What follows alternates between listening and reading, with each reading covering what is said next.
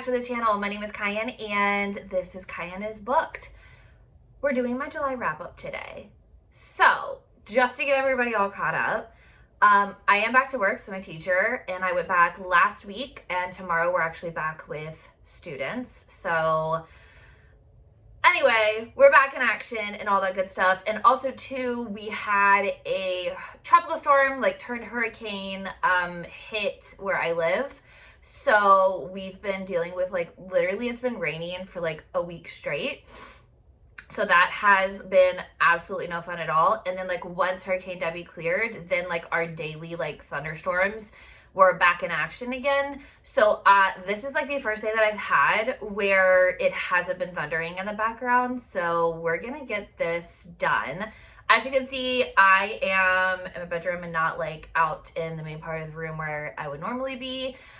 Just thought I'd switch it up for this one. I don't know, the lighting's kind of fun too. I just like the natural light on my face, I'm not gonna lie to you. So, we have 19 books to talk about in this. The good and the bad is that some of these are series, so I'm only gonna talk about the first book in the series, and then I'll tell you what I rated each of the books, but in an effort to not like spoil anything, I don't want to, I don't want to accidentally say something that I shouldn't about a book. So, super focused on the first book in the series. So, starting off strong with Empire of Sin by Rena Kent. So this book follows Anastasia and Knox. I'm reading in publication order, and as you know, if you've been around my channel, I am posting like reading vlogs for all of it. So there is going to be a reading vlog eventually, because I still have 2 more of the Empire books to finish, because there's like 4 books standalone. I have considered splitting it and doing like 2 for the, like 1 vlog for the first 2 and then 1 vlog for the second 2, which I probably am gonna do. But that's neither here nor there. So the duet that I read before I read Empire of Sin was the Throne duet. And this follows the cousin of Anastasia. So it is tied back to like the mafia aspect that we've been seeing in previous books. So I was really excited about that. And if you read the Royal Elite series, then we already know who Knox is. And Knox is related to Elsa, but also the twin of Teal. So there are some cameos as well. I was really excited about this one. And even more excited like the deeper I got into the book. I did the first half in audio, and then the second half I read ebook. I definitely recommend the audio because the male narrator, and I cannot think of the person's name right now, but he has a very nice British accent, and it's like perfect for Knox. So I gave this book 5 stars. It was wonderful, and I love the fact that like I finally got to know more about Anastasia. And if you want like my full in-depth thoughts and like a very chaotic like 2 a.m. video that I did about this, like please keep your eyes peeled for the standalone vlog that I'll be posting. Okay, next up I have the last 3 books in the Legends of Thesmar series. So Vows of Ruin, Fate and Furies, and Shadows and Storms. I gave these books 5 stars. You will have known about the series because Blood and Steel has been like arguably one of my favorite books of the year so far, and that was in last month's wrap up. And then in July I finished out the series. So as a whole, it's a 5-star series for me. Now this series follows Thea and the War Sword. Hang on just a second. Stop it. So Belle's right there, and she just like won't stop making noises for no reason. Anyway, so we're following Thea, who wants to become a female warzord. Now, there's never been a history, like the history of a female warzord, like ever, but females haven't been for like 20 years now able to carry weapons of any kind or fight in any militaries because of a prophecy that was foretold many years ago, 20 years ago to be exact. And the belief is that like a woman picks up a weapon on behalf of their kingdom, then it will ultimately destroy the kingdom. But the problem is like there are things coming through what they call the veil, like monsters and like these like Reaper-esque things that are coming in and like killing people and like destroying kingdoms. And like they really have to get to like, where is it? What's the root cause? Like, what is happening type deal. And Wilder Hawthorne, or Hawthorne, he is her mentor, the one of arguably the best male warzords to ever, like in the history of ever, be a warzord, and he is known as like the Hand of Death. And this is like the enemies to lovers, forbidden love, one bed, one horse. It's just like, it's every little thing that you absolutely love. And Helen Schuer, like, I will talk about the series to like the end of time. It is an amazing series. I like the conclusion was, and I mean, I know she's working on like, I don't want to say a spinoff, but like a next, what do you call it? The next set of books in like the same set into this world. So I'm really excited to see what she does. But like, this is an absolutely like amazing series. And like, if you haven't picked it up, I highly recommend it. You have to start with Blood and Steel. It's just everything. So next up, I actually have this book right here. I read Lady of Darkness. Jess and I read this for our book club. I actually picked this as our July book club pick because July is my birthday month. So this follows Scarlet and Soren. And Scarlet was raised by the Assassin King in the Assassin's Guild, and she's known as one of the Wraiths of Death. And Soren is the guy who, he's a captain sorry, Belle's being a little crazy back there. And Soren is, I believe he's a captain in the King's Guard, or he is training like the highest of the high when it comes to like the King's soldiers. And it is the story of how Scarlet's like trying like to break free of like her oppressive chains. So she doesn't want to be beholden to the assassin lord anymore, but she doesn't want Soren to be able to rule her life, but then she doesn't want the men who she is tied to be able to rule her life either. So they're very much like enemies to lovers in a sense, and they kind of get to the point where like there's a truce happening, but then a lot of secrets come out. So I gave Lady of Darkness 5 stars. Yes, I gave Lady of Darkness 5 stars, and then I read Lady of Shadows, which I gave 5 stars as well, and then Lady of Ashes, which I gave 5 stars as well. So I'm on book 3 right now, and I'm actually listening to the audiobook currently. So next up, I read Between Commitment and Betrayal by Shane Rose. I give this one 5 stars. This follows Everly and Declan. So Declan is her dad's business partner. The only thing is like she doesn't really have a relationship with her father, and she moves to where he lives with his company and such. So she moves down there to like get to know him and all of that, and then he ultimately ends up passing away, and there are stipulations in the will for both Declan and Everly to get what they deserve from the will, essentially, or like what is being given to them in the will. And basically her dad forces them into like a fake relationship, and it's a certain period of time, and then there's an heir and all of that as well, because Declan was like the right hand man. Declan has 3 brothers as well, so there's like 4 of them. And this also ties back to like Fractured Freedom and Fractured Chaos, Shattered Chaos, I think so, I don't know. So this kind of like ties into the world, because like those are the sisters, and like now we have the brothers story. I loved Declan. I thought he was like every bit is like possessive and alpha is like I would expect from a Shane Rose character. And I absolutely love the fact that like he's always had a crush on her and like always really liked her. So like this is kind of to him just like an opportunity for him to be like, what's up, girl? So I really liked it. I actually am like 60% into the next book. So hopefully I'll finish that in August and then be able to chat about it. Next up, I read the book of Azriel by Amber V. Nicole. I think I just wrote Amber Nicole. So I gave this book 4 stars. And so it's Diana and Liam. So Liam is known as the World Ender, and she is like second in command to this guy who's essentially trying to find the book of Azriel so that like he can become like, I don't want to say the king, but like the ruler of this world, and essentially like bring Liam down. And so she goes on the hunt for, I think his name's Kieran. She goes on the hunt for Kieran to like find this book, and Liam is brought over from the world he's been wallowing on for like thousands of years, because he's got some trauma of how like his previous world ended. And then all of a sudden he is like thrust into this world on Earth, essentially. So like there's a ton of realms that you kind of have to keep up with. And Liam and Diana, like there is attraction there. There's a lot going on there.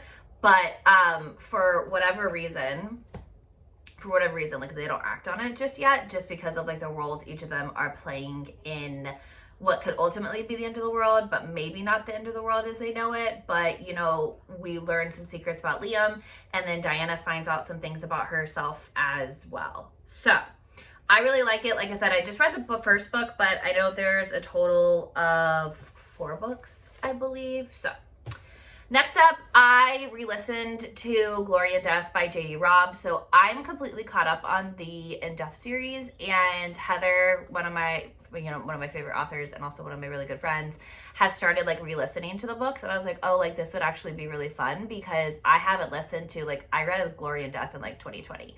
So I know that like the premise of each book, but like I don't remember the odds and ends, right? So Glory in Death follows Eve as she is hunting for somebody who is targeting successful women. So he's essentially like slitting their throats and leaving them for dead because he felt as though he's been like wronged by these women. And it's like a very interesting like head game that she plays with him and how it all like ultimately ends up. So I gave this book 4 stars the first time around. I'm giving it 4 stars again. I will say, like, if you're just starting the series or you're kind of like halfway through, the audiobooks for this entire series are absolutely amazing.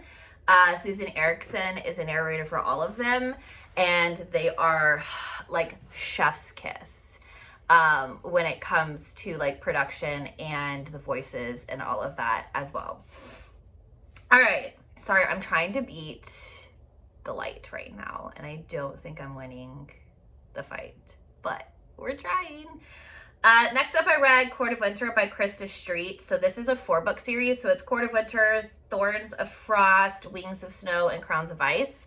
So 4 or 5 stars for each of the books. Like I kind of went up and down because like sometimes I was like, okay, I feel like this dragged out, or like I didn't get enough answers. But by the end, like the last book was a 5-star because obviously I feel like I got the answers that I needed.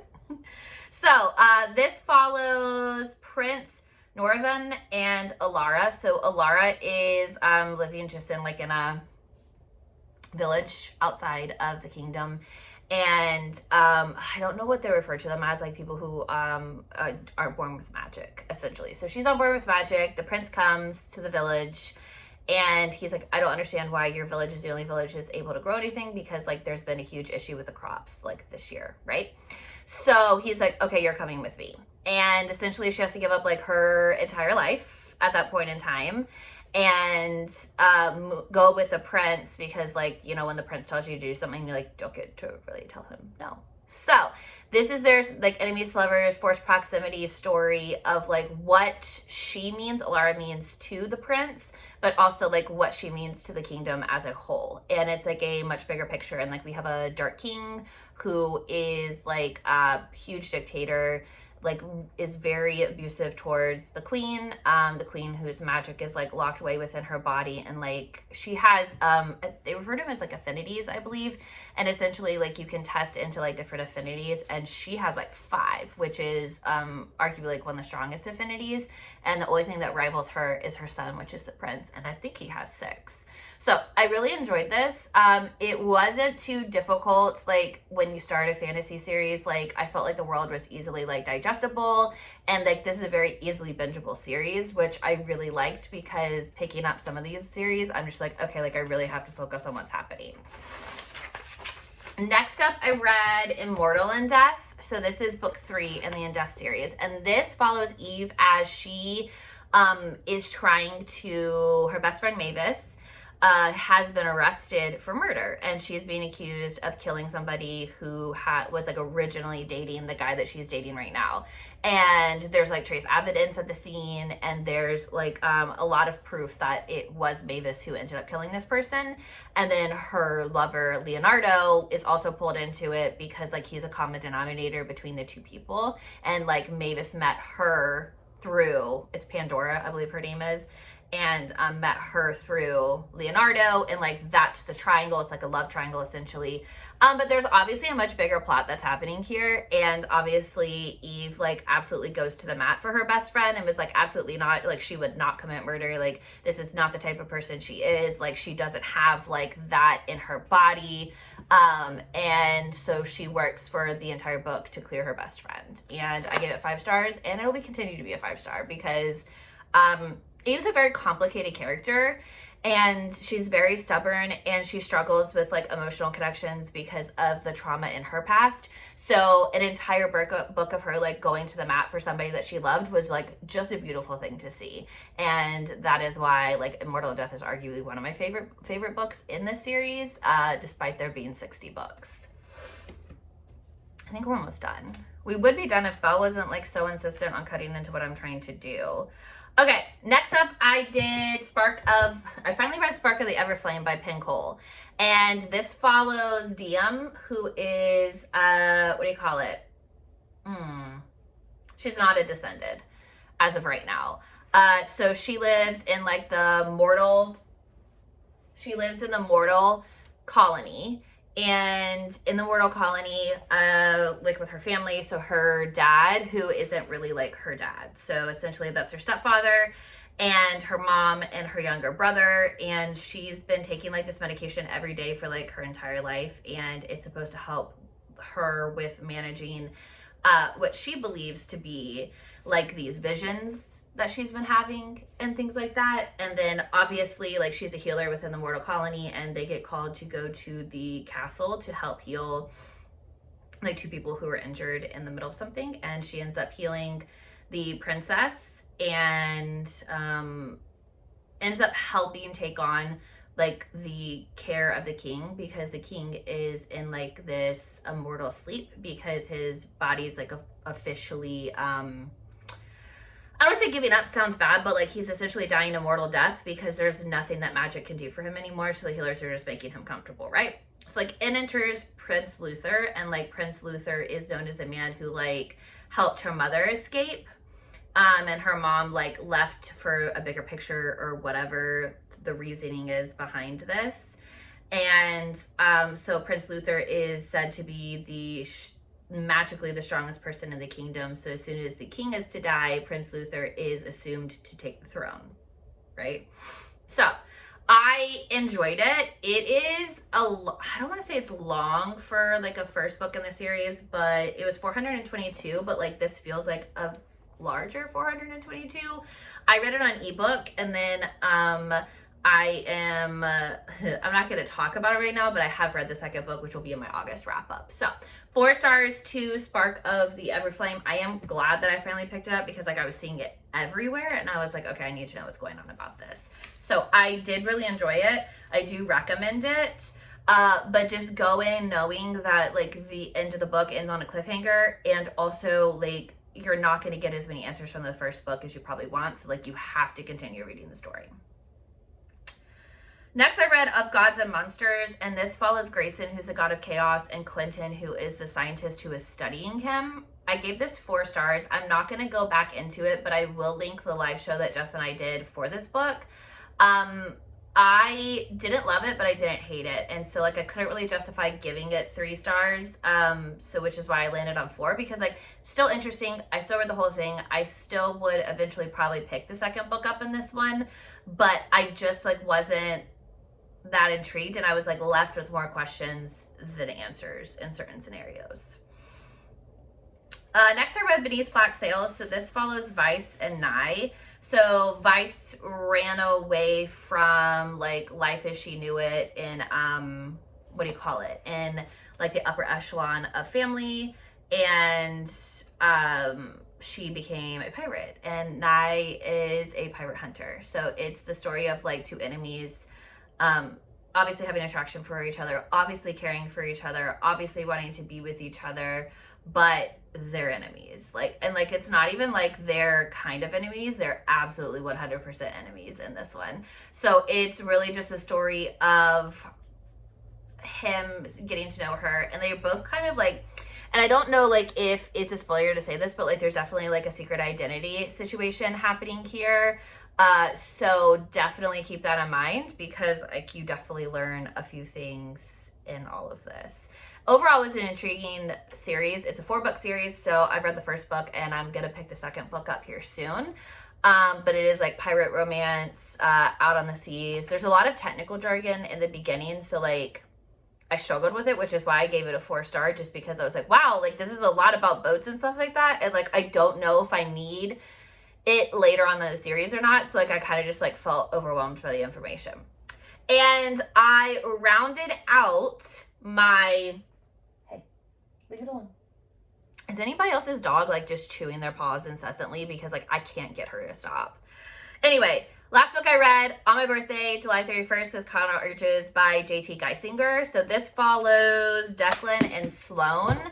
It's the next book in her Mafia series, and I don't know the name of it right now. Like I just completely forgot. Either way, Declan kidnaps Sloane, and then the head of the Irish mob dies, so that makes Declan the head of the Irish mob. And I don't want to say too much because like I thought the synopsis is like super vague when I read it, but then I read the book and I was like, oh no, it needed to be vague, because if not, it was going to give away so many secrets. And so I don't want to give too many away right here, but just know that like he kidnaps her. There's this like weird attraction between the two of them. Like he doesn't want to be attracted to her because he's like, she's annoying and like I don't want to keep her. But then at the same time, like the idea of letting her go is like really difficult. We also see the couple from the first book, because the two heroines are besties, but the two heroes are like rivals within the mafia world. So they kind of come back. And it seems to me like these are all like interconnected standalones. And like, yeah, you could read them separately, but like you wouldn't have gotten, if I didn't read it in order, I wouldn't have gotten the cliffhanger at the end of this book heading into the next book. So I really loved it. Declan's the type of hero that like I definitely am like, what's up? So I definitely enjoyed that. I gave that one 5 stars. 5 stars. And so that ended out a pretty solid reading month for me.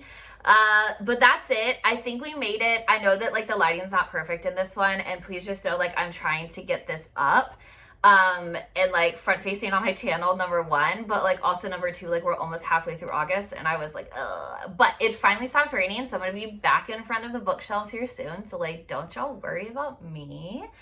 But that's all I've got for you today. Thank you so much for watching. I hope you enjoyed Kai in July. I hope wherever you are, the weather is easy to manage and you're not being onslaughted by a ton of rain, unless of course you need rain, and then do a rain dance. But that's all I've got for you. I've got to go get my life together because my students will be back tomorrow, and I definitely want to make sure, you know, it's a good start to the school year. So thank you so much for watching. Thank you so much for putting up with Belle and her little paw problems, and both of us are going to catch you in the next video.